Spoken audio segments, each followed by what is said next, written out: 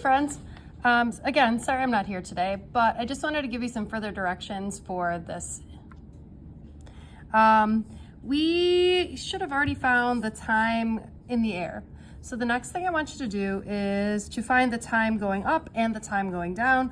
I want you to just divide this by 2, and this information goes here and here, okay?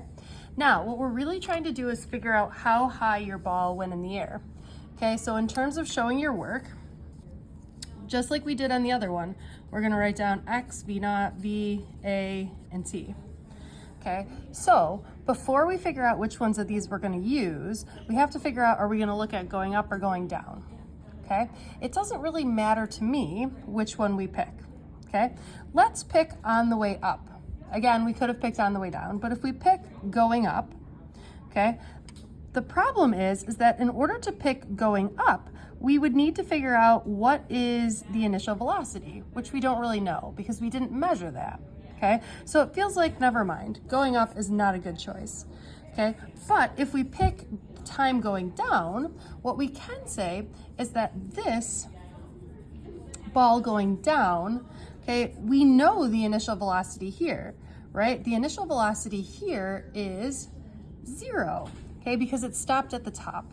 Okay, so let's use going down. So if we're talking about going down, we've got our time, we've got the initial velocity, we also know the acceleration is -10, okay, and we're looking for the height.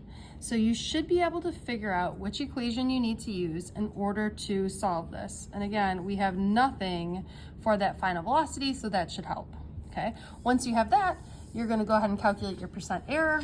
And again, whatever you didn't do over here, okay, the average reaction time is 0.2, so you should be getting somewhere in that ballpark. Again, you guys are young people and video gamers, most of you, so you should be well underneath the 0.2 seconds, okay?